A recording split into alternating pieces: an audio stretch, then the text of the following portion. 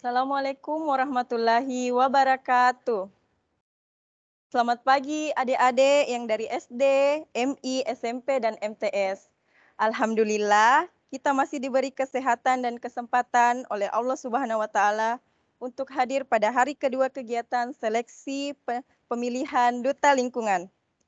Adapun pemateri hari ini, Bapak Zainal Abidin Ridwan SSOS sebagai pemerhati lingkungan dan CO Sinjai Info, yang akan membawakan materi dengan judul Isu-isu Lingkungan. Dengan hormat kepada Bapak, kami persilahkan.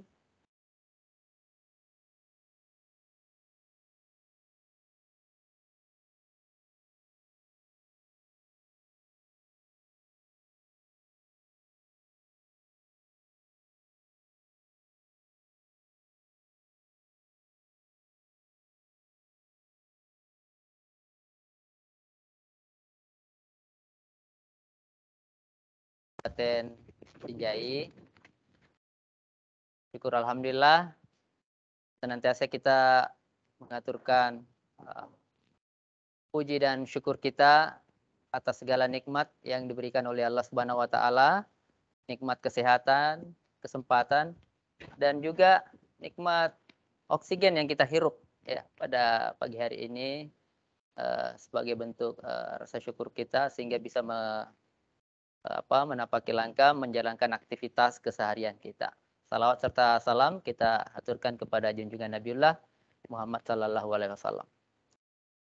Bapak Ibu guru dan anak-anakku sekalian, siswa SD, MI, SMP dan MTS se-Kabupaten Sinjai.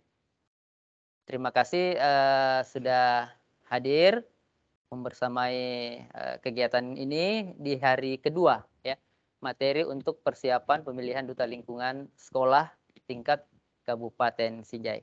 Terima kasih saya juga ucapkan kepada Dinas Pendidikan Kabupaten Sinjai dan Dinas Lingkungan Hidup dan Kehutanan Kabupaten Sinjai sudah berkolaborasi mengadakan kegiatan ini, kegiatan yang tentu sangat strategis dalam membangun kesadaran bersama akan pentingnya kelestarian lingkungan ya di Kabupaten Sinjai.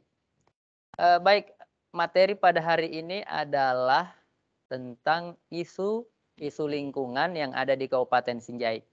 Dan mudah-mudahan nanti ini bisa menjadi bekal untuk khususnya untuk para calon duta lingkungan sekolah yang akan berkompetisi nantinya bisa menjadi sebuah bahan ya ketika berkompetisi menghadapi event duta lingkungan tingkat Kabupaten Sinjai. Nah, ada banyak isu lingkungan di dunia ini secara global.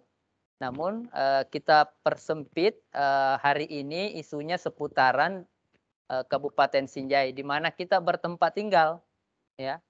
Kita hidup, kita bertempat tinggal dan semua yang hadir di sini mungkin dari 9 kecamatan memiliki isu lingkungan yang berbeda. Ya. Ada yang dari Kecamatan Sinjai Utara, ada yang sekolahnya di Pulau Sembilan, ada yang di daerah pegunungan Sinjai Barat, Sinjai Borong, ya. Itu isu lingkungannya berbeda. Ada yang dari Telu Limpoe, Bulu Podo, ya. Kemudian Sinjai Tengah, ya. Sinjai Borong, ya. Dan ada isu lingkungan di Sinjai Timur. Tentu semua memiliki isu lingkungannya masing-masing, kemudian permasalahannya masing-masing, dan solusinya, ya. Cara menangani permasalahan lingkungan di sekitar tempat tinggal kita atau di daerah tempat tinggal kita. Nah, anak-anakku sekalian yang nantinya akan menjadi duta lingkungan, yang pertama, isu lingkungan kita di Kabupaten Sinjai, satu, banjir. Ya, itu menjadi salah satu isu lingkungan yang masih terjadi dan harus kita carikan solusinya. Banjir itu terjadi sebagian besar di kawasan Kecamatan Sinjai Utara. Ada yang tinggal mungkin di Sinjai Utara ya, yang sering lihat atau mungkin rumahnya sering kemasukan air ya saat banjir. Nah, ini isu lingkungan satu. Mungkin ini yang harus dicarikan solusi supaya tidak terjadi lagi di tahun-tahun mendatang, ya. Penyebab banjir itu, ada banyak ya, ada banyak. Di antaranya aktivitas penebangan, pohon misalnya, di hutan, sehingga daerah resapan air berkurang. Kemudian perilaku hidup masyarakat, misalnya ada anak-anakku sekalian ini yang kalau yang masih biasa membuang sampah sembarang tempat, membuang sampah di saluran air atau drainase, kemudian saluran airnya tersumbat, ya, kemudian, kondisi geografisnya Sinjai Utara yang rendah misalnya sehingga banjir. Ya ini yang, menjadi permasalahan yang harus kita carikan solusi. Kemudian penyebab lainnya semakin banyaknya perumahan, ya, berdiri rumah semakin banyak penduduk, ya rumah berdiri kemudian daerah resapan air berkurang.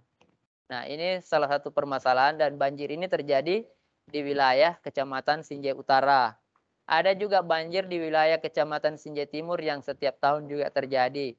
Ya, itu khususnya di daerah pesisir pantai misalnya banjir karena ada banjir rob istilahnya ya, air pasang.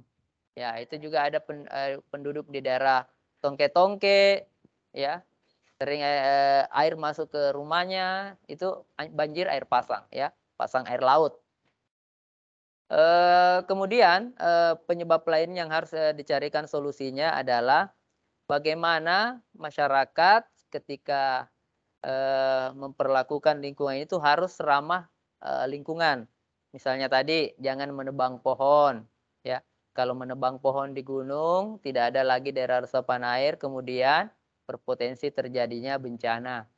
Ya, membangun juga, jangan asal membangun. Membangun rumah misalnya itu harus ada izin dari pemerintah. Kalau tempatnya dibolehkan membangun, ya baru bisa. Nah, itu. Kemudian, kebiasaan membuang sampah di saluran air, di drainase, di got, ya harus dihilangkan. Ya, anak-anakku jangan lagi lakukan itu ya. Membuang sampah sembarang tempat, utamanya di saluran air. Itu yang pertama ya. Satu tadi banjir ya. Banjir, itu lingkungan. Kemudian yang kedua, tanah longsor. Nah, ini tanah longsor. Tanah longsor itu daerah langganannya kalau Sinjai itu Sinjai Barat. Ya, kemudian Sinjai Borong. Ya, kemudian Sinjai Tengah. Ya, dan sebagian desa di Bulu Podo. Itu daerah-daerah rawan longsor. Daerah yang, ada kawasan atau area pegunungannya yang sudah tanahnya labil karena aktivitas penebangan pohon, kemudian berkebun di daerah pegunungan. Nah, ini yang, menyebabkan, daerah-daerah tersebut, rawan longsor, ya.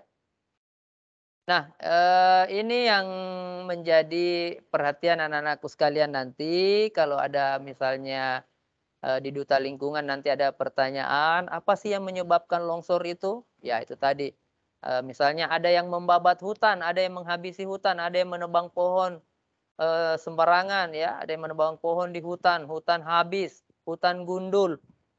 Nah ini yang bisa menyebabkan, longsor karena tidak ada lagi yang mengikat, eee, air, partikel-partikel tanah, tidak ada lagi pohon yang mengikat, akhirnya tanahnya longsor, amblas, ya. Kemudian selain itu, kalau kita jalan-jalan misalnya di daerah pegunungan, ada yang bertani di daerah pegunungan, mengganti pohon-pohon yang khususnya untuk mengikat air, dan tanah itu diganti dengan tanaman produktif, ya. Misalnya kakao, sayur mayur, ya. Hutan ditebang, kemudian diganti dengan tanaman produktif seperti sayur mayur dan lain-lain. Ya, itu juga bisa mengakibatkan longsor di daerah pegunungan. Ya. Kemudian apalagi? Aktivitas pertambangan. Ada yang tambang galian A, B, C ya istilahnya ya. Ada yang menambang di daerah pegunungan, ya tambang emas misalnya di daerah pegunungan. kemudian tidak memperhatikan aspek keselamatan lingkungan, akhirnya menyebabkan longsor. Ya, itu. Jadi itu penyebab terjadinya tanah longsor, dan daerah yang rawan longsor di Sinjai itu tadi, Sinjai Tengah, Sinjai Barat, Sinjai Borong, ya, sebagian Sinjai Bulu Podo, juga ada sebagian wilayah di Kecamatan Telu Limpoe. Itu juga biasanya ada terjadi longsor, ya. Tapi daerah yang paling rawan adalah daerah Sinjai Tengah dengan Sinjai Barat. Itu sudah dua ya. Ya, tadi satu banjir. Dua apa? Tanah longsor. Ketiga adalah abrasi. Ya, abrasi. A-B-R-A-S-I. Ya, abrasi. Abrasi ini adalah pengikisan yang terjadi di pesisir pantai, ya, diakibatkan oleh gelombang dan arus laut. Jadi ada yang pernah jalan-jalan ke pantai Karampuang misalnya, Desa Patongko ya, Kecamatan Telu Limpoe. Ada sebagian jalan yang hilang, ya, terpotong karena terkikis air laut. Kemudian ada yang pernah jalan-jalan di Desa Pasimaranu misalnya, ya, Pasahakue, rumah-rumah penduduk yang ada di pesisir pantai. Nah, itu sebagian misalnya tempat rumahnya berdiri atau jalan yang ada di pesisir pantai itu terkikis, ya. Itu terkikis karena gelombang dan arus laut, ya. Apa yang menyebabkan abrasi? Ya, apa yang menyebabkan abrasi? Di antaranya ada aktivitas penambangan pasir laut. Jadi ada orang yang menggali, ada orang yang mengambil pasir laut, ya, tanpa memperhatikan kelestarian lingkungan. Itu bisa menyebabkan pengikisan, ya, sebagian daratan atau pesisir pantai. Kemudian yang menyebabkan abrasi adalah rusaknya hutan mangrove atau bakau. Ada yang pernah jalan-jalan ke Tongke-Tongke, hutan mangrove Tongke-Tongke, berwisata di sana? Ya, naikkan tangannya dulu yang pernah ke Tongke-Tongke. Ya, naikkan tangannya. 1, 2, 3, ya, kurang lebih 500. Iya, yang pernah ke Tongke-Tongke itu alasannya orang tua kita di sana, penduduk di sana, kelompok tani di sana menanam mangrove untuk mencegah abrasi. Kalau ada hutan mangrove yang ditanam di pesisir pantai, itu gunanya untuk mencegah pengikisan pesisir pantai oleh gelombang dan arus laut. Ya, jadi bukan hanya untuk tempat wisata, gunanya untuk mencegah abrasi. Nah, kemudian banyaknya berdiri bangunan di pesisir pantai. Ya, kalau semakin banyak bangunan, ya, semakin berbahaya bagi kondisi pesisir pantai, ya. Itu. Jadi itu tadi abrasi disebabkan oleh penambangan pasir laut, rusaknya hutan mangrove, sampai berdirinya bangunan, ya, di pesisir pantai. Ya, itu. Jadi kalau anak-anakku nanti jalan-jalan ke pesisir Sinjai Utara, dengan kan kita ini punya daerah tiga daerah pesisir ya. Sinjai Utara yang punya rumah di daerah Lapak, nah itu juga harus hati-hati dengan abrasi. Kemudian di daerah Sinjai Timur, nah itu juga daerah pesisir pantai. Kemudian Telu Limpoe, ya, Pantai Karampuang, Patongko, ya, Desa Pantongko dan sekitarnya. Itu 3 daerah pesisir pantai kita di Kabupaten Sinjai. Jadi kalau ada yang bertanya nanti berapa kecamatan yang ada daerah pesisir pantainya, ya, Sinjai Utara, Sinjai Timur, Telu Limpoe. 3 daerah ini adalah daerah yang rawan terjadinya abrasi. Oke. Sekarang kita ke isu lingkungan yang keempat, Ya, sungai tercemar. Nah, jadi ini juga isu lingkungan yang ada di Kabupaten Sinjai. Jadi sungai tercemar kita punya banyak sungai, anak sungai. Ya, misalnya saja kita muaranya Sungai Tangka itu ada di Sinjai, ya, Sungai Tangka. Kemudian kita punya Sungai Apareng, ya, yang tinggal di daerah selatan, tinggal di daerah Sinjai Timur, ya pasti tahu. Kemudian kita punya Sungai Balantieng, ya, di Sinjai Borong. Ya, kita punya banyak sungai yang harus dijaga kebersihan airnya. Kenapa harus dijaga kebersihan airnya? Karena Balantieng itu di daerah Sinjai Borong itu adalah sumber air minum, ya, yang dikelola oleh PDAM, Perusahaan Daerah Air Minum Sinjai. Jadi airnya kita minum. Kalau sungainya kotor, bagaimana? Nah, makanya sungai itu harus kita jaga karena sumber air minum bagi masyarakat Sinjai. Terus kenapa Sungai Tangka juga harus dijaga kelestariannya? Tidak tercemar oleh sampah. Karena Sungai Tangka juga adalah sumber air minum. Jadi airnya diolah, diminum oleh masyarakat Kabupaten Sinjai.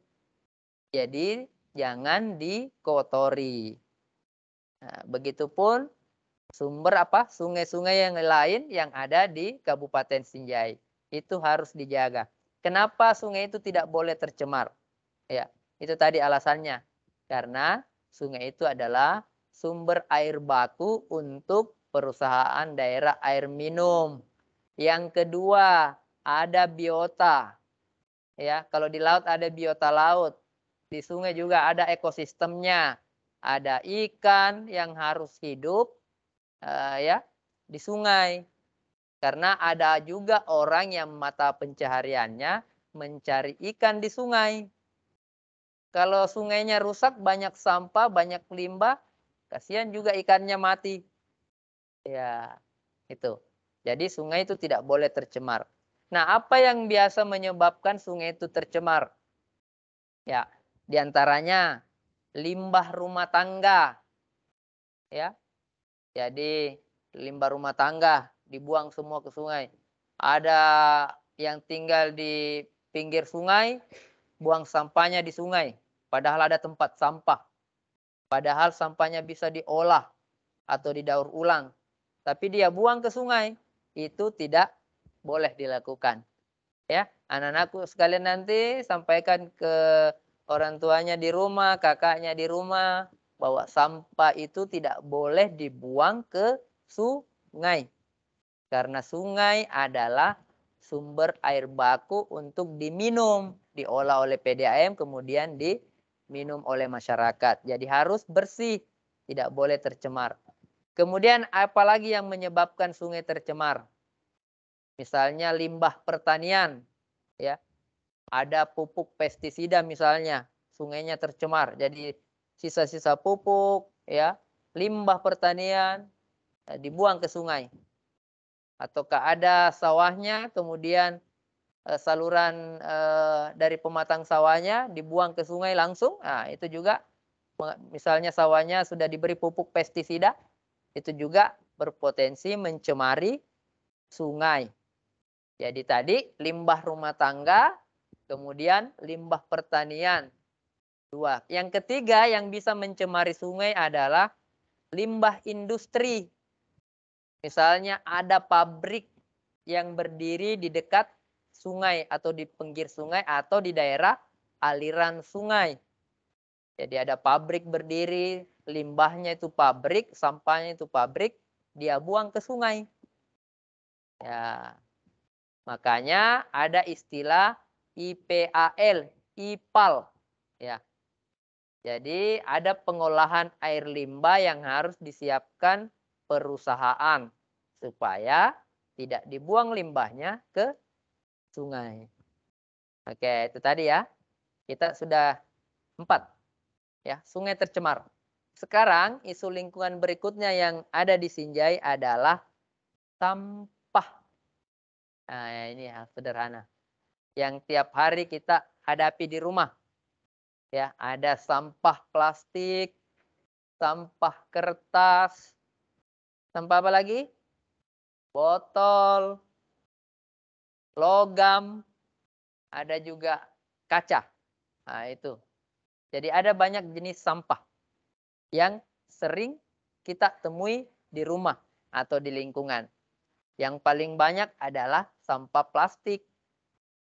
Ya, kalau ada yang beli apa minuman, ya minuman teh gelas misalnya, ya teh gelas dan lain-lain,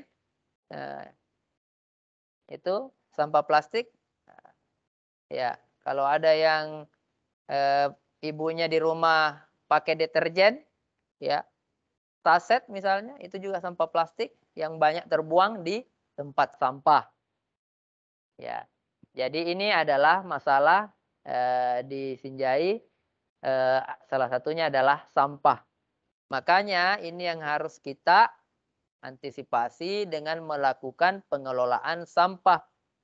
Ya, nanti kalau ada yang tanya, sampah yang dari rumah tangga itu dibuang kemana? Dibuangnya itu ke tempat pembuangan akhir namanya TPA Tondong, Kecamatan Sinjai Timur. Jadi TPA-nya Sinjai itu tempat pembuangan sampahnya itu ada di Tondong, ya. Desa Kampala, Kecamatan Sinjai Timur. Nah, kita hanya punya satu TPA di Kabupaten Sinjai dan TPA-nya itu sudah penuh. Ya, TPA-nya itu sudah penuh karena sampah. Makanya supaya TPA-nya tidak penuh oleh sampah, maka sampah itu harus dikelola mulai dari rumah tangga. Misalnya ada sampah plastik di rumah, botol-botol air mineral jangan dibuang. Ya dikumpul, yang dibuang di tempat sampah.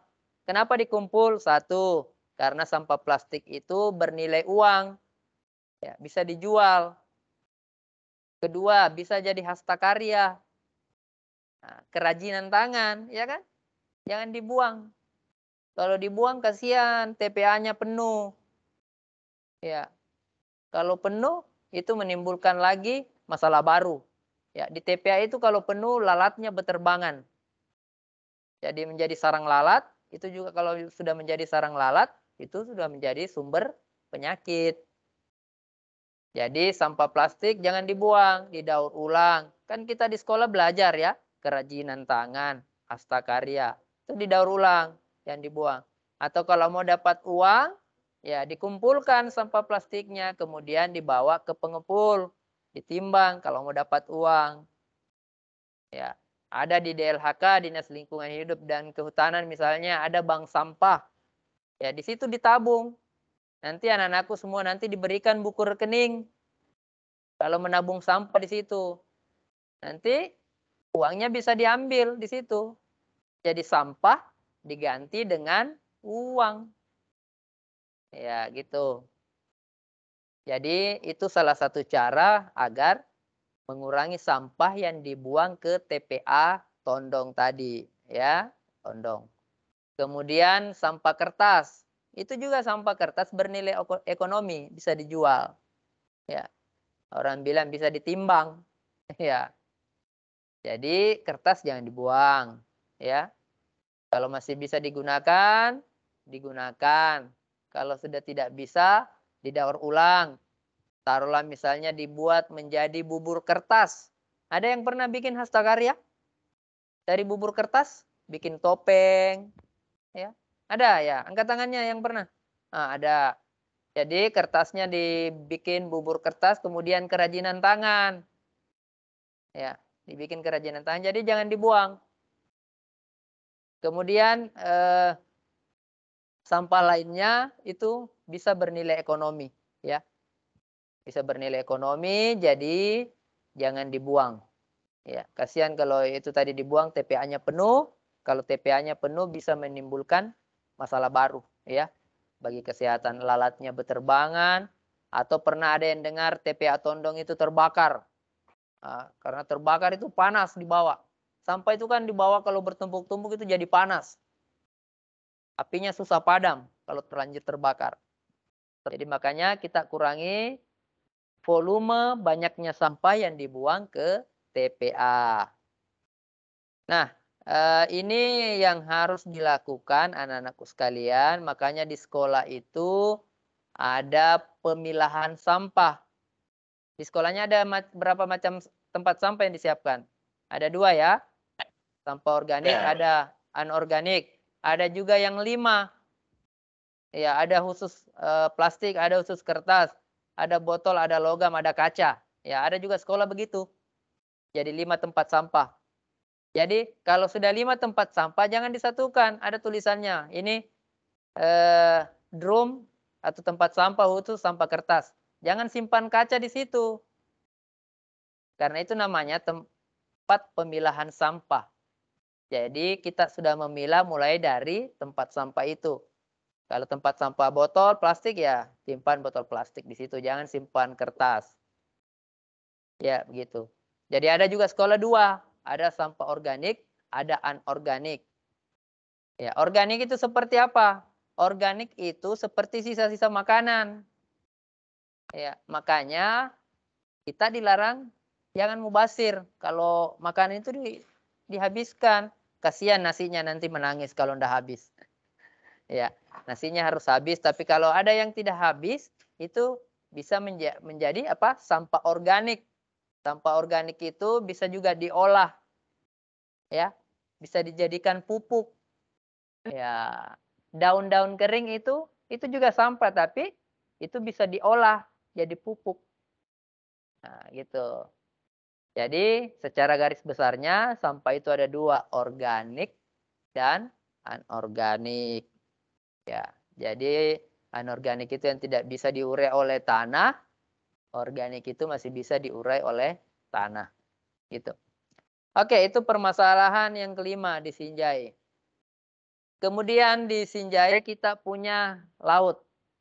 Ya, kita punya perairan. Tadi ada daerah pegunungan dengan isu lingkungan yang identik dengan longsor, di daratan identik dengan banjir. Kemudian kita punya daerah perairan. Kita punya laut. Ada yang tinggal di Pulau 9? Mana? Angkat tangannya yang dari Pulau 9? Iya. Iya, kelihatan dari pulau. Oke, kita punya Kecamatan Pulau 9 ya. Dan salah satu masalah di daerah perairan kita, di laut kita adalah ekosistem laut yang rusak. Apanya yang rusak? Satu misalnya terumbu karang. Ada yang tahu terumbu karang? Ada yang pernah menyelam? Ada yang pernah lihat gambarnya? Terumbu karang itu tempat hidupnya biota laut seperti ikan. Ya, tempat hidupnya ikan itu di terumbu karang. Nah, yang rusak terumbu karang, penyebabnya kerusakan terumbu karang di Sinjai adalah aktivitas pengeboman ikan oleh orang-orang yang tidak bertanggung jawab. Kan kalau kita mau nangkap ikan, ada yang memancing, ada yang menjala atau menjaring ikan, ada juga yang mengebom ikan. Dan yang tidak boleh dilakukan adalah membom ikan. Karena bukan saja ikannya yang mati, tapi terumbu karangnya yang menjadi tempat hidupnya ikan bisa rusak. Jadi di Sinjai itu, di Kepulauan 9 itu ada terumbu karang, tempat hidupnya ikan. Itu tidak boleh dibom. Kalau dibom itu rusak. Kalau rusak tidak ada lagi tempat hidupnya ikan. Kalau tidak ada tempat hidupnya ikan, ya bisa jadi 10 tahun, 20 tahun kemudian kita tidak bisa makan ikan lagi karena laut kita sudah rusak. Ya. Kemudian apa yang menyebabkan ekosistem laut kita rusak selain rusaknya terumbu karang?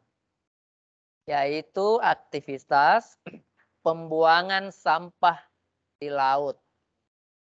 Jadi ada orang membuang sampah di sungai, bermuara di laut. Jadi laut juga ikut penuh sampah. Ada yang naik perahu atau kapal ke Pulau Sembilan, buang sampah juga di tengah laut. Dalam perjalanan naik perahu ke Pulau Sembilan, minum kopi atau teh gelas di kapal, kemudian habis sampahnya dibuang ke laut. Itu tidak boleh dilakukan. Ya, itu tidak boleh dilakukan. Kalau itu dilakukan, maka makin banyak sampah yang mencemari laut kita. Kalau laut tercemar, maka banyak yang akan rusak. Ikan, ya, kemudian biota laut yang lain itu ikut rusak. Jadi jangan lakukan kalau nanti jalan-jalan ke pulau, jalan-jalan ke tongke-tongke, hutan mangrove. Biasa juga itu ada yang jalan-jalan ke hutan mangrove, kemudian minum, kemudian makan kerupuk misalnya, ya sudah itu habis, dia buang sampahnya ke laut. Itu tidak boleh. Dikantongin dulu, kalau tidak dapat tempat sampah dipegang dulu sampahnya. Dikantongin, nanti dapat tempat sampah baru buang. Ya, sama dengan sampah permen, gula-gula, permen ya, kecil-kecil itu. Kalau sudah habis jangan dibuang walaupun kecil. Itu sampah plastik. Dikantongi dulu.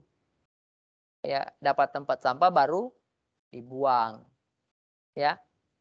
Jadi itu. Jadi ada 6 isu lingkungan yang ada di Kabupaten Sinjai yang sering kita dapati ya. Banyak isu lingkungan di dunia ini. Misalnya pemanasan global ya. Banyak. Jadi yang saya sampaikan ini hanya yang terjadi di Kabupaten Sinjai. Kemudian ada juga isu lingkungan itu bunyi pencemaran suara ya, pencemaran suara. Misalnya kalau ada yang lewat di depan rumah kita, bunyi motornya keras, ya, bunyi mobilnya keras, lain dari biasanya, ya di luar dari batas normal, sampai telinga kita sakit, itu juga bisa masuk kategori pencemaran suara, ya. Ada juga isu global pencemaran udara, cerobong-cerobong asap itu dari pabrik, ya itu pencemaran udara. Nah, banyak isu lingkungan yang ada di dunia ini. Tapi yang di Sinjai yang sering kita dapatkan itu tadi. Apa yang pertama? 1, banjir. Kedua, tanah longsor. Ya, ketiga, abrasi atau pengikisan oleh air laut. Kemudian sungai tercemar. Kemudian yang kelima, sampah. Dan yang terakhir adalah ekosistem laut yang rusak. Oke, itu 6 isu lingkungan yang ada di Kabupaten Sinjai. Mudah-mudahan anak-anakku sudah catat semua. Dengarkan baik-baik. Ini pengantar dari saya. Sebentar kakak dari DLHK Sinjai akan mengambil alih kembali untuk sesi berikutnya. Ya, siapa tahu ada yang mau ditanyakan oleh anak-anakku sekalian, silahkan ditanyakan. Ya, saya pikir untuk sementara dari saya sekian ya. Ya, saya serahkan dulu ke pemandu acara. Ya, silakan.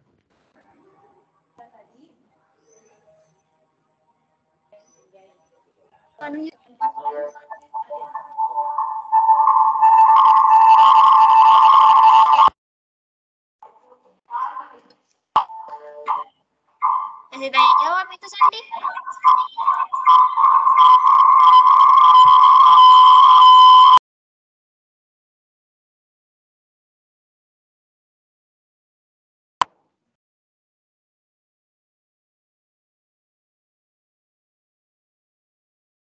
Silahkan jika ada adik-adik yang ingin bertanya, silahkan raise hand dan mengaktifkan mic-nya.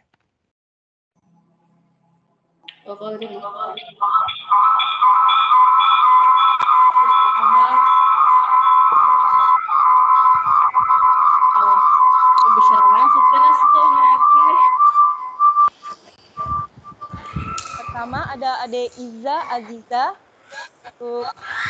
Silahkan bertanya.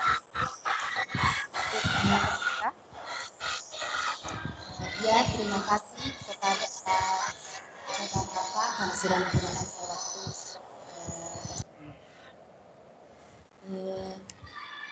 Materi yang tadi Kakak sampaikan sangat bagus. Saya izin bertanya, bagaimana peran kami sebagai calon duta lingkungan hidup untuk mengatasi isu permasalahan lingkungan? Mohon dijawab. Terima kasih.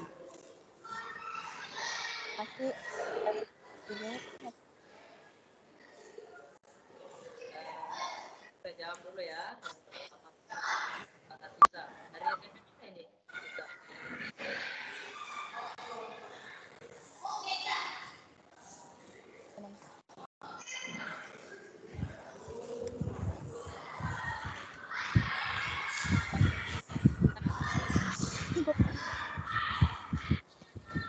Halo, Isa, apa suara saya bisa kedengaran?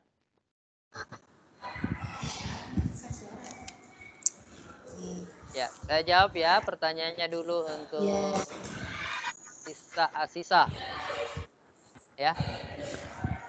Nah, tadi pertanyaannya Isa, apa peran sebagai calon duta lingkungan untuk mengatasi tadi isu-isu lingkungan yang disampaikan. Nah, sebagai seorang siswa ya, sebagai seorang siswa dulu ini ya, belum calon duta lingkungan. Nah, untuk semua yang mengikuti daring virtual pada pagi ini, khususnya anak-anakku sekalian, peran kita sebagai siswa ini sangat penting ya, karena untuk melestarikan lingkungan itu harus dimulai dari dini atau sejak dini ya, usia TK PAUD, SD, SMP itu harus dimulai dibangun kesadarannya anak-anak sekalian tentang pentingnya lingkungan. Dimulai dari hal-hal yang kecil ya, dimulai dari sekolah. Misalnya sekolah itu kan ada kantin misalnya. Ya. Kalau ada kantin, apakah anak-anakku sekalian misalnya Isa misalnya ya, kalau belanja misalnya di kantin, apakah di kantin itu ada tempat sampah misalnya yang disiapkan oleh pemilik kantin? Ataukah pihak sekolah? Apakah di kantin itu ada tempat sampah untuk pemilahannya organik, anorganik? Jadi ketika siswa sudah makan atau minum misalnya, kita sudah langsung bisa membuang bekas makanan atau minuman itu di tempat sampah.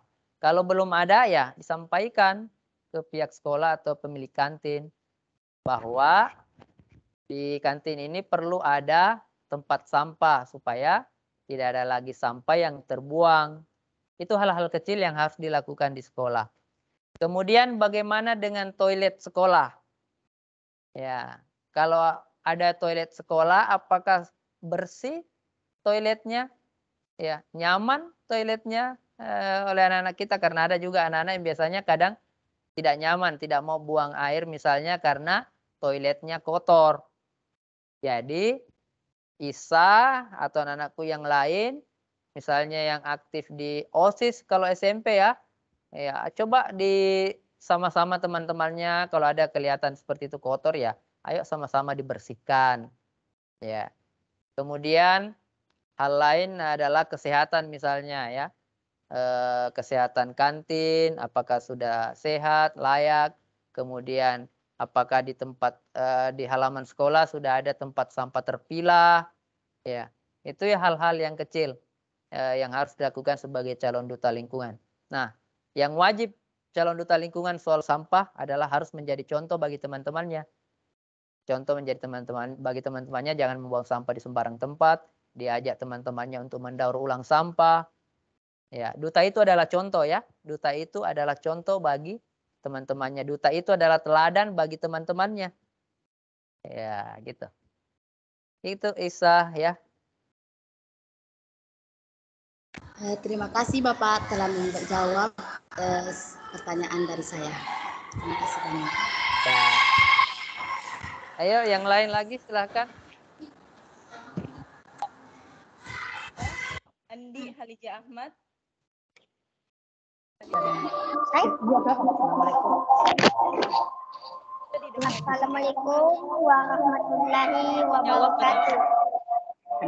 Perkenalkan, nama saya Andi Kahaliza Ahmad, lulusan STM 84 Menara Bombang, Kecamatan Sinjai Timur, Kabupaten Sinjai. Nomor urut 7. Nomor urut 7. Adapun pertanyaan kami yaitu, apakah daur ulang kulit kerang yang dikelola termasuk organik dan atau non-organik, dan apakah pembakaran sampah pada tempat sampah termasuk pencemaran lingkungan? Terima kasih. Assalamualaikum warahmatullahi wabarakatuh. Terima kasih Andi Halija. Pertanyaannya bagus sekali nih. Ya. Dari SD 84 tadi ya. 84 Mengarah Bombang. Ya, di depan sekolahnya ada lapangan bola. Ya, terima kasih. Saya langsung jawab ya. Katanya itu kalau kulit kerang apakah masuk sampah organik atau anorganik? Ya. Ada yang melakukan daur ulang kulit kerang dalam bentuk kerajinan tangan, ya. Jadi kulit kerangnya itu tidak dibuang, seperti misalnya dilakukan beberapa anak muda di Pulau Sembilan. Jadi dijadikan kerajinan tangan kulit kerangnya. Ada juga, karena ini organik, jika dihancurkan ya, dia organik. Ada juga yang menjadikan kulit kerang itu sebagai pupuk. Ya, jadi kulit kerangnya di pabrik dihaluskan, kemudian itu menjadi pupuk. Ada juga yang melakukan itu inovasi.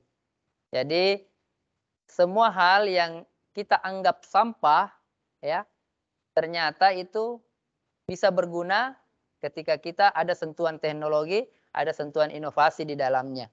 Jadi kerang itu, kerang laut yang banyak kita miliki di hutan mangrove bakau itu ada yang biasa dibikin lahar raci itu, ya.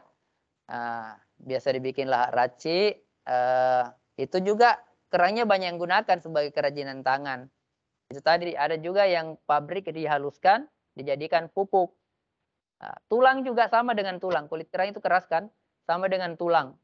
Itu juga ada di Surabaya ya, ada di Surabaya itu perusahaan yang membeli khusus tulang sapi, tulang kerbau. Jadi semua ada manfaatnya karena ternyata olah daur ulang itu dihaluskan, kemudian dijadikan pupuk dan makanan. Ya, itu. Jadi itu sudah ada. Jadi semua yang sifatnya tadi karena keras ya, kulit kerang itu, tulang-tulang sapi dan kerbau itu juga keras. Ternyata juga ada nilai ekonominya, bisa dijual. Jadi semua bermanfaat untuk kita secara ekonomi itu bermanfaat, bisa dijual langsung atau dibuat kerajinan tangan. Kemudian pembakaran sampah, ya ini tidak boleh dilakukan. Di Dinas Lingkungan Hidup pemerintah daerah itu sudah ada peraturannya, larangan membakar sampah, walaupun di halaman rumah. Makanya tadi daun kering itu jangan dibakar, karena bisa diolah menjadi pupuk, bisa juga dimasukkan ke dalam tempat yang namanya komposter aerob.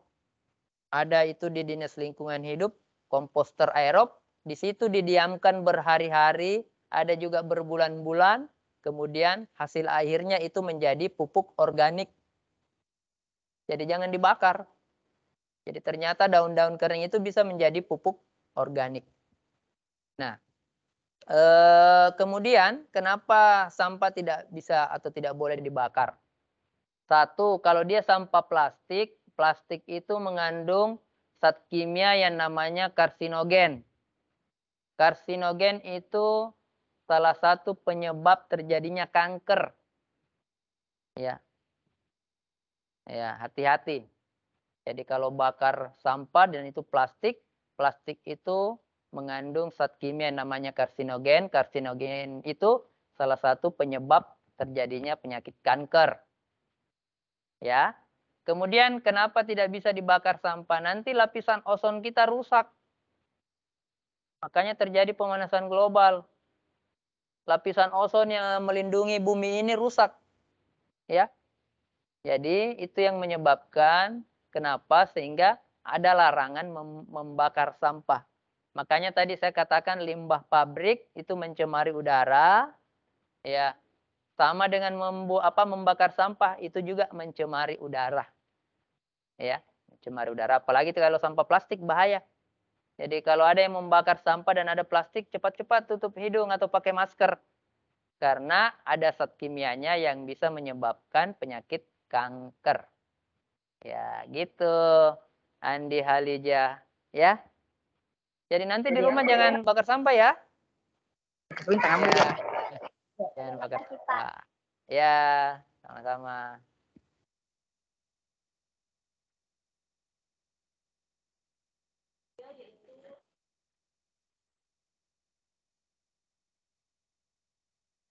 Ya, Bustanil ya. Ya, silakan Bustanil. Sisi. Patuh. Perkenalkan, nama saya Alia Fiarana, perwakilan dari SMP 15 Sinjai. Nomor urut 10. Izin bertanya, menyumbang sampah terbesar di TPA adalah masyarakat perkotaan yang notabene sebagai besar mereka adalah masyarakat modern dan lebih berpendidikan ketimbang masyarakat pedesaan. Apakah kesulitan yang dihadapi dalam mengedukasikan mereka dalam hal pengolahan sampah rumah tangga? Ya. Sudah? Cukup? Ya, Pak. Ya, terima kasih. Ananda dari SMP 15 ya. SMP 15. SMP 15 di mana itu? Di kecamatan mana itu?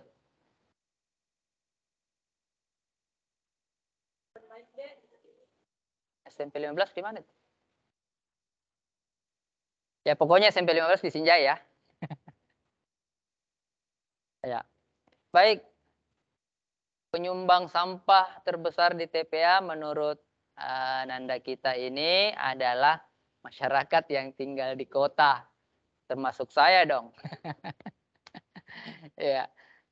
Kemudian kenapa susah sekali ya? Kenapa susah sekali masyarakat di kota itu diedukasi? Ya. Ya, saya jawab ya, itu betul. Jadi di mana saja itu penyumbang sampah terbesar adalah masyarakat yang tinggal di daerah perkotaan. Kenapa dikatakan seperti itu? Karena rumusnya adalah semakin banyak penduduk ya, maka volume sampah itu akan semakin banyak. Taruhlah misalnya Nanda tadi di SMP 15 ya. Kira-kira di rumah itu tinggal berapa orang? Ayah, ibu, kakak, adik misalnya ya. 5 orang lah misalnya dalam satu rumah. Jadi 5 orang dalam satu rumah itu sudah bisa kita hitung berapa volume sampah yang dibuang ya ke tempat sampah. Itu sudah bisa kita hitung. Sampah apa saja yang dihasilkan di setiap rumah tangga. Itu juga bisa kita hitung. Jadi di masyarakat perkotaan itu volume sampahnya itu memang banyak. Pertama karena volume penduduknya banyak. Kemudian yang kedua kebutuhannya juga banyak. Ya. Kalau di pedesaan ya, di pedesaan kita masih bisa mendapatkan bahan makanan di kebun, di belakang rumah, di samping rumah, kita juga masih bisa menanam, ya. Kemudian kita olah jadi bahan makanan, ya. Misalnya mau makan jagung rebus, mau makan ubi goreng, ya langsung ke kebun, ya. Itu di pedesaan. Kalau di perkotaan, karena sudah tidak ada kebun, ya semua pakai jasa kurir. Mau makan pisang goreng, ubi goreng, pesan melalui kurir. Ya, kurirnya itu kalau bawa makanan minuman ke rumah kan pakai kantong plastik. ya kan? Pakai kantong plastik. Nah, ini juga yang berkontribusi menambah volume sampah di rumah. Ya, jadi aktivitas keseharian masyarakat di perkotaan. Kemudian kenapa suka sekali diedukasi? Ya, padahal mereka rata-rata orang cerdas. Ya, ini menjadi PR bagi kita semua. Ya, bukan hanya di Sinjai, masyarakat di perkotaan pun di Makassar itu sangat susah memberikan pengertian kepada mereka. Alasannya satu, kesibukan. Ya, sibuk di kantor. Karena orang yang tinggal di kota kan rata-rata orang kantoran misalnya ya. ASN, sibuk di kantor. Jadi untuk memilah sampah, mendaur ulang sampah di rumah itu tidak ada waktu lagi. Nah, itu alasan yang di Makassar ya. Saya belum tahu kalau di Sinjai alasannya seperti apa. Itu kalau yang kita temukan di Makassar ya saat membina pengelola bank sampah di Makassar. Ya. Kesibukan. Jadi mereka sibuk, tidak ada waktu untuk mendaur ulang, tidak ada waktu untuk memilah sampah. Ya. Kemudian pola hidup ya, itu tadi. Rata-rata orang di kota kurang lagi yang masak di rumah. Belanjanya online semua, pakai kurir. Nah, itu volume sampahnya bertambah. Padahal mereka sadar bahwa jika volume sampah banyak, maka TPA akan penuh. Ya. Nah, ini menjadi PR, makanya aturan itu yang harus ditegakkan. Jadi aturan itu sama di daerah lain. Kalau satu rumah tidak bisa mendaur ulang sampahnya, mengurangi sampah yang dibuang ke tempat sampah, maka mereka akan kena denda. Pajaknya akan tinggi. Ya, begitu. Kalau tidak bisa mendaur ulang sampahnya sendiri, maka sampahnya tidak akan diangkut. Itu di daerah lain. Ada aturan seperti itu untuk masyarakat perkotaan. Ya, supaya kenapa aturan itu ada? Supaya mereka juga sadar bahwa di tengah kesibukan sehari-hari itu harus ada waktu yang disiapkan untuk mengelola sampah kita, ya. Karena sampah yang terbesar dibuang ke TPA adalah sampah dari rumah tangga. Itu. Oke, jadi mulai dari anak-anakku sekalian, sampaikan ke orang tuanya. Ya, kalau orang tuanya tinggal di Sinjai Utara misalnya, sampaikan. Ya. Oke, kira itu ya dari SMP 15. Selanjutnya kami persilahkan.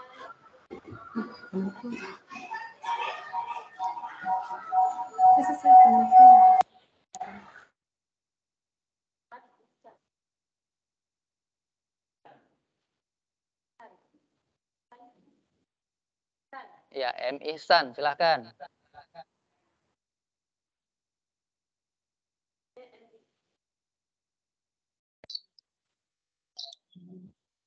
Assalamualaikum warahmatullahi wabarakatuh. Waalaikumsalam. Perkenalkan nama saya Muhammad Iksan dari UPTD SMP Negeri 23 Sinjai, tepatnya di Ya. Sinjai Selatan. Ya, Izin silakan. bertanya, Pak. Apa peran saya sebagai duta lingkungan di sekolah saya agar sampah-sampah dapat diolah menjadi kerajinan yang bermanfaat? Terima kasih. Terima kasih, saya langsung jawab. Satu, Ihsan itu sebagai duta harus jadi contoh ya. Jadi mulai dari diri sendiri dulu. Jangan kita ajak teman untuk membuang sampah pada tempatnya. Di satu sisi kita sendiri yang membuang sampah sembarang tempat. Ya, jadi mulai dari diri sendiri dulu. Kemudian yang kedua, apakah di kelasnya Ihsan misalnya sudah ada upaya bersama ya dengan teman kelasnya untuk memilah sampah. Karena untuk mendaur ulang sangat susah dilakukan kalau kita tidak memilah sampah. Jadi siapkan tempat sampah terpilah. Tadi saya sampaikan. Ada tempat sampah untuk kertas. Ya, ada tempat sampah untuk plastik. Botol misalnya, ada tempat sampah untuk kaca, logam, ya. Harus ada dibuat oleh Ihsan sama teman-temannya. Tempat sampah terpilah karena untuk mendaur ulang kita harus memilah dulu. Kalau mau membuat daur ulang atau kerajinan yang bahannya kertas, ya berarti harus dipisahkan. Kertas ya kertas, logam ya logam, plastik plastik. Nah, itu dulu yang harus dilakukan Ihsan sebagai duta lingkungan di sekolah. Kalau sudah di kelasnya ada, maka lakukan di semua kelas, sosialisasikan. Apalagi kalau Ihsan pengurus OSIS misalnya. Ya, ajak semua kelas untuk membuat pemilahan sampah. Kemudian kalau belum ada bank sampah di sekolah, ayo dirikan bersama guru pembinanya bank sampah di sekolah.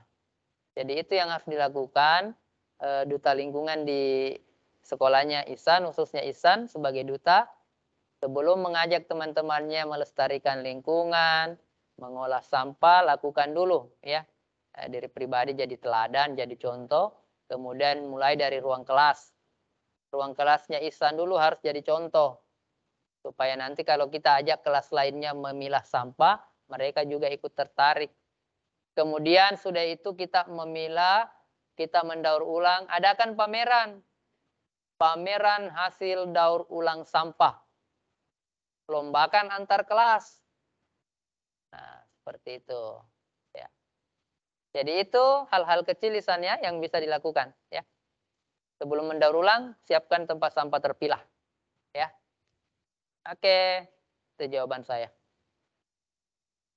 Terima kasih banyak, Pak. Ya.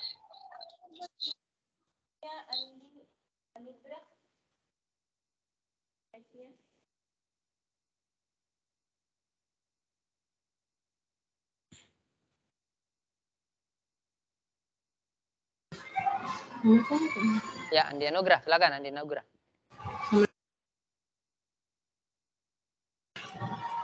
Ya. Assalamualaikum. Ada juga siapa itu yang angkat tangan? Herul Muttaqin. Andi Anugrah dulu. Kalau tidak ada Andi Anugrah, Herul Muttaqin. Assalamualaikum warahmatullahi wabarakatuh. Ya, waalaikumsalam. Perkenalkan, nama saya Andi Anugrah dari UPTD SMP 15 Jai. Ya. Izin bertanya, Pak. Ya, Sebagai silakan. akibat banjir bandang 2006, daerah aliran sungai banyak mengalami kerusakan dan penyusutan air sungai. Apa upaya-upaya yang telah dilakukan oleh pemerintah Kabupaten Sinjai dalam menormalisasikan kembali daerah aliran sungai? Ya. Terima kasih. Baik. Terima kasih ya Andi Anugrah dari SMP 15. Ini sebenarnya jawabannya harus Dinas Lingkungan Hidup. Nah, tapi kita bicara banjir bandang 2006. Ya, Andi Anugrah tadi bicara banjir bandang 2006. Itu salah satu peristiwa yang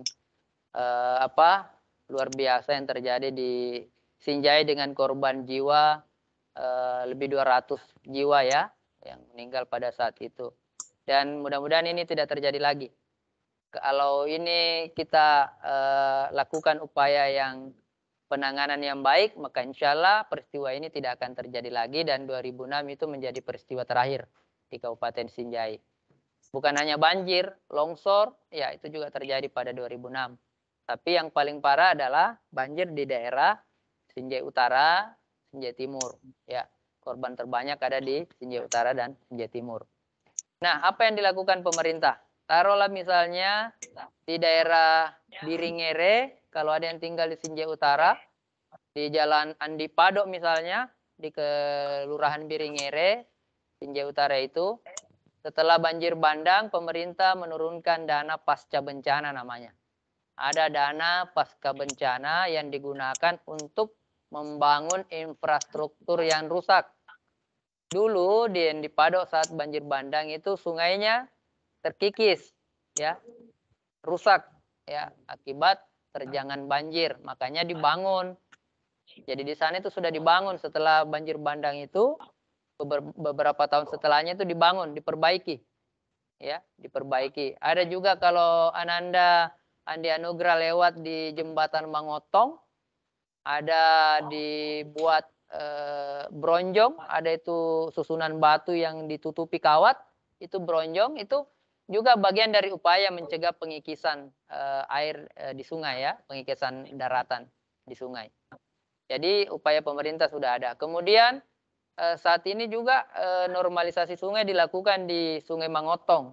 Jadi nanti Anda Nugra kalau jalan-jalan di sepanjang Masjid Cak Kempong itu, ada sungai di sampingnya Masjid Cak Kempong, Masjid Agung. Sepanjang sungai itu sampai di muara diperbaiki, dinormalisasi, sungainya dikeruk, kemudian temboknya yang rubuh itu sudah diperbaiki. Dindingnya yang rubuh sudah dibangun kembali. Itu upaya-upaya pemerintah untuk menormalkan sungai yang rusak. Jadi tidak 1 tahun 2 tahun, tapi butuh waktu bertahun-tahun untuk memperbaiki semua sarana dan prasarana yang rusak. Jadi itu sudah dilakukan ya. Dan mudah-mudahan itu tadi untuk mencegah banjir bandang lagi terulang, jangan menebang pohon di daerah pegunungan, ya, jangan menanam tanaman produktif di lereng-lereng gunung yang rawan longsor. Kemudian kita lakukan penghijauan, ya, di daerah yang rawan longsor. Itu yang harus dilakukan supaya tidak terjadi lagi banjir bandang seperti 2006. Pikir itu ya, Dianugrah. Ya, Pak. Terima kasih telah menjawab pertanyaan dari saya. Ya, oke. Selanjutnya siapa lagi? Ya. Diva. Ya, ya, silakan Diva. Ada yang ditanyakan Diva?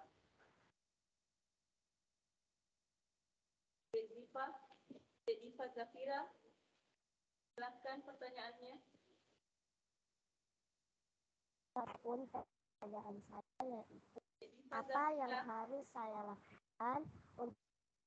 apa yang harus saya lakukan untuk menjadi calon duta lingkungan untuk menghindari warga di lingkungan saya membakar sampah. Bisa mic-nya diperbesar lagi, Diva? Bisa lebih dekat lagi? Suaranya, volume suaranya diperbesar lagi?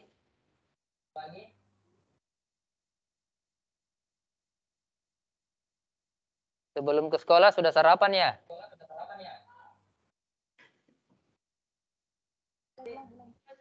Assalamualaikum warahmatullahi wabarakatuh. Waalaikumsalam.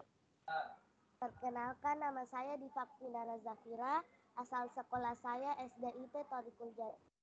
Adapun pertanyaan saya yaitu apa yang harus saya lakukan untuk duta lingkungan dalam mengatasi warga di lingkungan sekolah saya untuk tidak membakar sampah. Terima kasih, Pak. Yang terakhir bisa diperjelas lagi, Diva. Apa yang harus saya lakukan sebagai duta lingkungan di sekolah saya? Apa lagi? Untuk mengatasi warga di sekitar sekolah saya untuk tidak membakar sampah. Oh iya. Sekolahnya di mana? Sekolahnya di mana, Diva? SDIT Thoriqul Jannah. SD?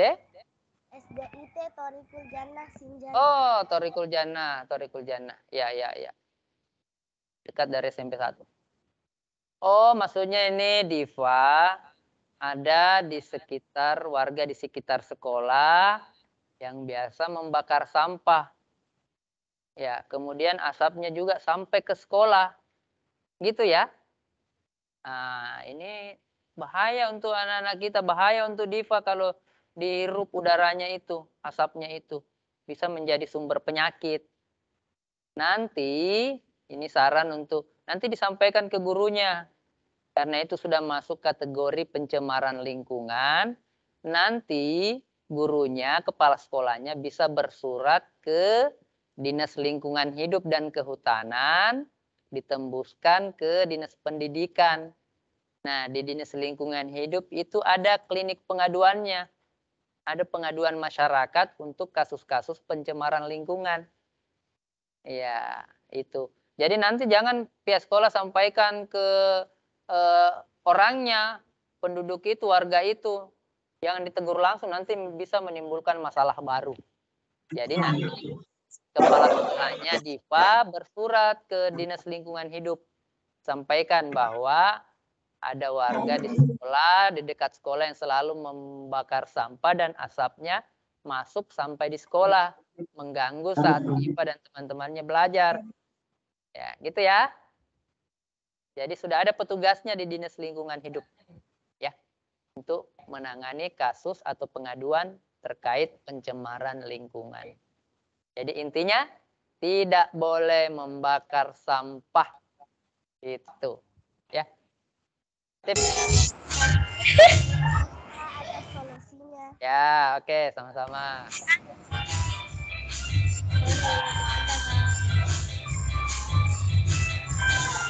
Aku nggak tahu. Rahmi Alam. Silakan. Nanda Rahmi.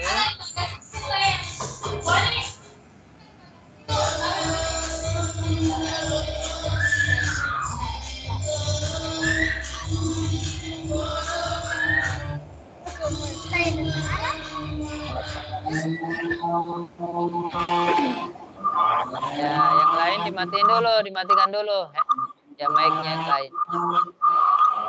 Ya, di-mute dulu, di-mute mic-nya. Rahmi Alam, silakan bertanya. Ya, Rahmi ya, silakan. Ayo, Rahmi. Assalamualaikum warahmatullahi. Ya, silakan. Ini ada siapa? Rahmi Alam ya? Ya, silakan Rahmi.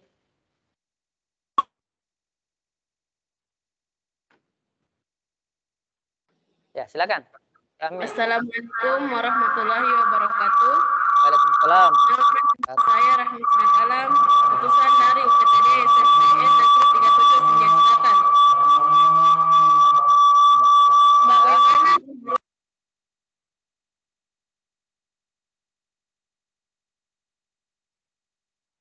Ya. Tidak kedengaran Rahmi. Dibuka mic-nya dulu. Ya, mic-nya diaktifkan.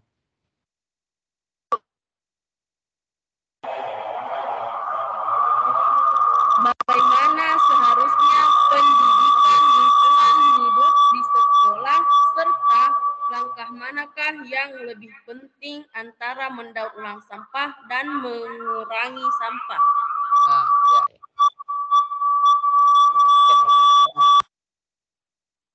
Ya. Daur ulang sampah adalah salah satu langkah untuk mengurangi volume sampah. Yang harus kita lakukan ini adalah bagaimana mengurangi volume sampah. Ya. Daur ulang hanya salah satu cara untuk mengurangi volume sampah yang dibuang ke TPA. Makanya pengelolaan sampah itu ada banyak macam ya, dan semua harus dimulai dari lingkungan rumah tangga. Ya. Bukan pada saat di pengepul atau pengumpul sampah atau di TPA, tapi pengelolaan sampah harus dimulai dari rumah tangga. Daur ulang sampah hanya salah satu cara, ya, hanya salah satu cara untuk mengurangi volume sampah dari sekian banyak cara yang bisa dilakukan. Salah satunya misalnya untuk pengelolaan sampah itu tadi bank sampah.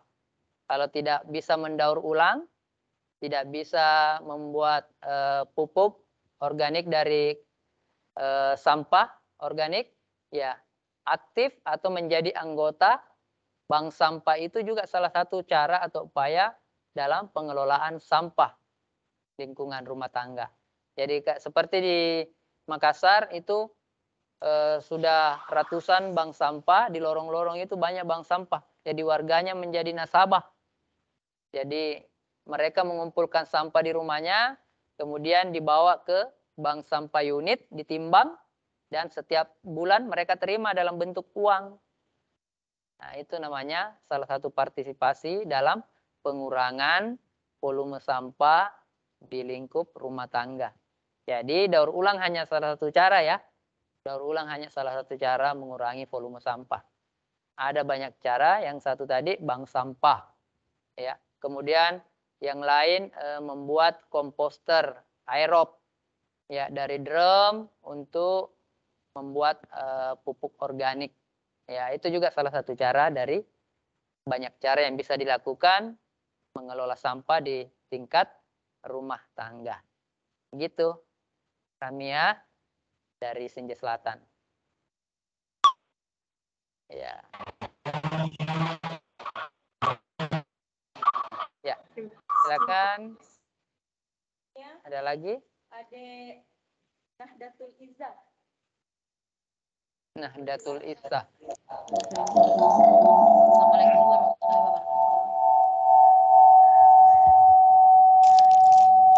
Assalamualaikum warahmatullahi wabarakatuh. Assalamualaikum warahmatullahi wabarakatuh. Waalaikumsalam warahmatullahi wabarakatuh. Ya, silakan, Nak. Saya Nahdatul Izzah dari SD 41 Samaendre. Izin bertanya, bagaimana menurut Anda tentang masuknya air ke dalam permukaan tanah di Sinjai Timur? Apa yang harus dilakukan untuk mengurangi dampak tersebut? Mohon dijawab. Di Sinjai Timur ya? Di daerah mana itu? Apa sih tadi? Air laut. Yang tadi disampaikan air masuk? Air laut di sini. Air laut Oh, air di laut. Sinjai Timur. Oh, air laut ya. Banjir ya, banjir. Air pasang ya. Banjir rob ya. Pertanyaan yang bagus dari Nahdatul Izzah dari SD 41 Samaendre ya. Jadi setiap tahun itu pemerintah daerah Kabupaten Sinjai, baik itu DLHK, baik itu kantor kehutanan ya, perwakilan kantor kehutanan Provinsi Sulawesi Selatan. Di sini setiap tahun melakukan reboisasi, setiap tahun melakukan peremajaan, setiap tahun melakukan penghijauan hutan mangrove yang ada di pesisir pantai Sinjai. Salah satu cara yang efektif untuk mencegah banjir rob, ya abrasi, itu adalah nanam mangrove di sepanjang garis pantai yang ada di Kabupaten Sinjai. Yang kedua, penegakan aturan yang harus dilakukan oleh pemerintah daerah. Jangan lagi ada pemukiman penduduk yang dibangun di daerah pesisir pantai yang itu rawan terjadinya abrasi. Ya. Jadi di sepanjang pantai itu kan kita sudah lihat banyak pemukiman. Banyak pemukiman berarti itu berpotensi terjadinya abrasi. Makanya di garis pantai Kabupaten Sinjai mulai dari Sinjai Utara, Sinjai Timur, Telu Limpoe, Patoko itu diupayakan dijaga hutan mangrove-nya. Jadi tidak boleh ditebang, dijaga hutan mangrove-nya. Ada rusak, diremajakan atau ditanam kembali. Karena hutan mangrove itu adalah benteng pertahanan, ya, benteng pertahanan di pesisir pantai kita untuk mencegah terjadinya banjir akibat air pasang. Kemudian kalau mangrove-nya sudah bagus, tetap terjadi banjir air pasang, kemungkinan karena perubahan iklim. Ya, yang menurut pelajaran di sekolahnya mungkin Nahdatul Izzah, ada pelajaran yang mengatakan perubahan iklim karena mencairnya es di kutub. Akhirnya terjadi perubahan air laut kita, ya, yang suatu musim tertentu yang tiba-tiba naik airnya ya, naik air pasang. Jadi itu. Jadi dua hal, satu kita perkuat hutan mangrove-nya di pesisir pantai Sinjai, kemudian kita antisipasi perubahan iklim, ya. Ya itu. Saya. Terima kasih. Ya.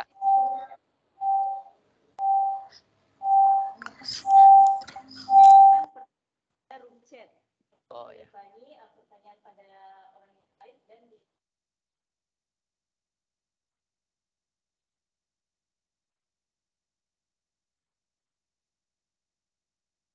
Oh, ada pertanyaan ya di room chat. Ada ini dari Purnama ya. Assalamualaikum warahmatullahi wabarakatuh. Perkenalkan saya Purnama Wasmar dari SMP 16 Sinjai. Sinjai Barat. Nah ini, Sinjai Barat baru ada satu dari Sinjai Barat. Pertanyaannya, salah satu masalah lingkungan yang sering terjadi di lingkungan sekitar saya adalah tanah longsor. Pertanyaan saya, bagaimana caranya meminimalisir terjadinya tanah longsor? Apalagi daerah saya di musim hujan rutin terjadi bencana tanah longsor. Kira-kira bagaimana peran kami sebagai siswa? Iya, ini bagus sekali Purnama ya, dari Sinjai Barat. Ini tadi saya sebutkan daerah rawan longsor itu Sinjai Barat, Sinjai Tengah. Bahkan 2 hari lalu terjadi lagi ya di Bontolempangan ya. Desa Bontolempangan ada longsor di pinggir jalan itu ya, Purnama. Jadi satu, kondisi tanah kita memang di pegunungan Sinjai Barat itu labil. Apa yang membuat labil? Karena aktivitas itu tadi, penebangan pohon, kemudian ada yang mengganti pinus dengan tanaman produktif. Ya, yang di pegunungan Sinjai Barat itu kan banyak tanaman pinusnya, tanaman pelindungnya, tanaman penghijauan, pohon penghijauan yang pernah ditanam itu rusak. Ganti kakao, diganti cengkeh, ya diganti sayur mayur, ya. Padahal itu tidak boleh, rawan sekali ya. Rawan sekali mengganti pohon-pohon untuk mengikat tanah dan air itu dengan tanaman seperti itu. Ya.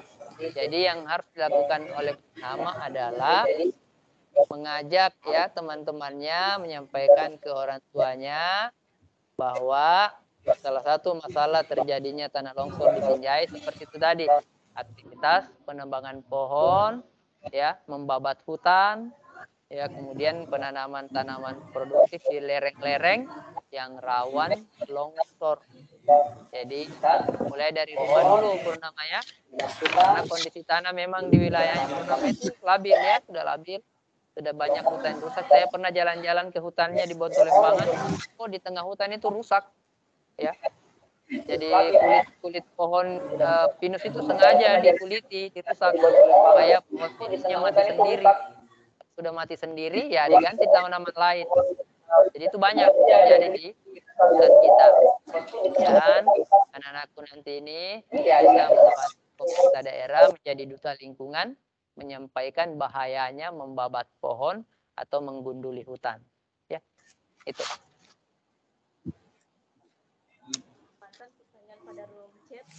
Baik Pak, terima kasih. Ya, selanjutnya masih di chat atas nama Rahmi Alam ya. Sudah. Yang Hairil Akbar ya. Yang Hairil Akbar. Ya.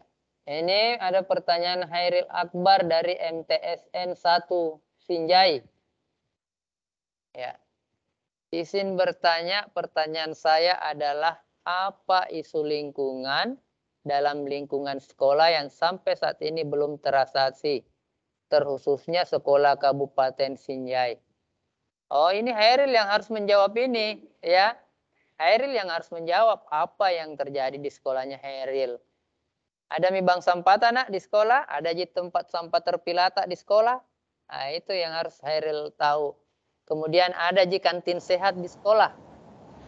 Ada di apotek hidup. Ataukah ada ikut di sekolah misalnya program Adiwiyata. Iya, Pak. Itu Hairil yang harus jawab sendiri nantinya. Kalau isu lingkungan di sekolah sendiri ya. Nanti kalau saya jalan-jalan juga ke sekolahnya. Di mana? MTSN 1 Sinjai. Di Lapa ya? Ya di Pandreng, Pak. Oh, Pandreng. Pandreng ya, Pak Rudi ya? Pak Rudi? Iya, Pak. Ya, Pak Rudi kepala madrasahnya. Ya. Di situ sudah bersih sekali MTSN 1 itu bersih. Sisa diaktifkan bank sampahnya. Sampah terpilahnya harus diperbanyak ya karena banyak siswanya. di dekatnya, samping kiri kanannya pesantren. Kemudian di sekitar sekolahnya juga ada instalasinya air PDAM. Tadi saya sampaikan, sungai harus dijaga.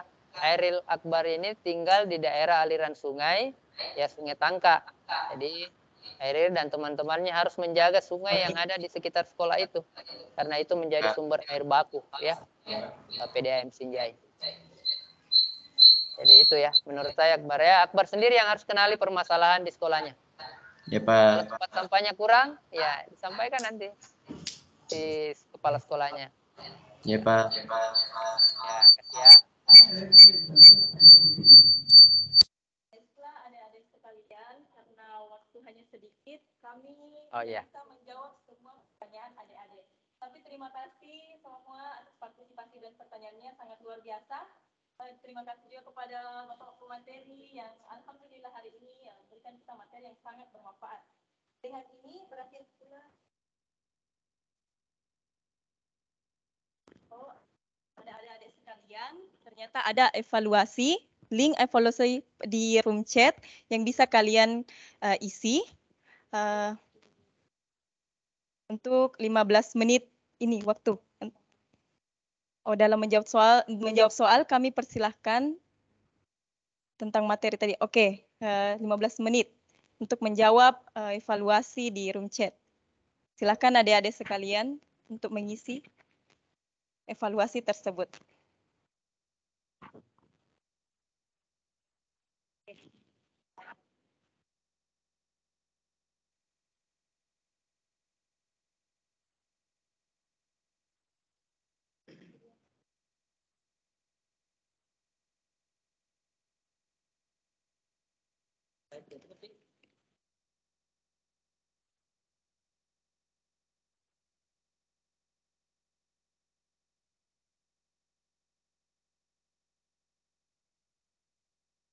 Materi.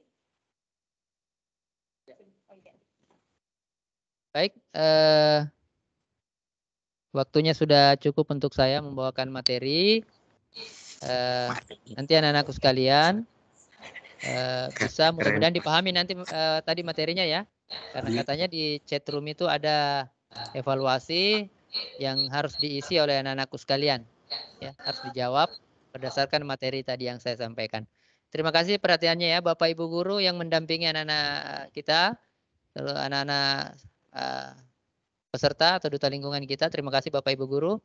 Juga anak-anakku sekalian, para duta lingkungan sekolah. Terima kasih perhatiannya. Mudah-mudahan apa yang saya sampaikan bisa memperkaya lagi ya, menambah wawasannya tentang isu-isu lingkungan di Kabupaten Sinjai, penyebab dan cara mencegahnya. Sekian dari saya akhiri dengan ucapan alhamdulillahirabbil alamin. Wassalamualaikum warahmatullahi wabarakatuh. Waalaikumsalam warahmatullahi wabarakatuh. Waalaikumsalam warahmatullahi. Dengan ini berakhir pula pembekalan materi di hari kedua seleksi pemilihan duta lingkungan SD, MI, SMP, dan MTS. Dari itu kami ucapkan terima kasih dan sampai jumpa besok. Untuk adik-adik sekalian, untuk meng-open kamera sesi foto bersama. Untuk sesi foto bersama. Terima kasih.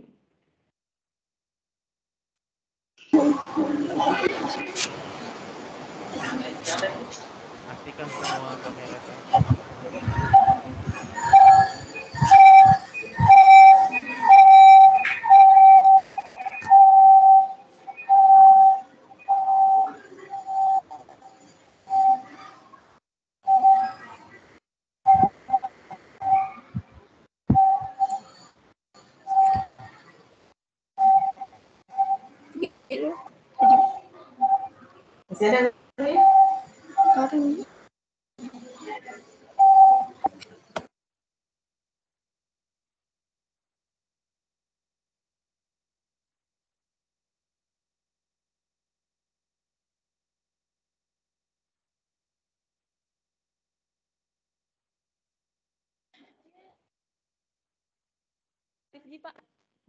Bagi adik-adik untuk tetap mengisi link pada kolom chat.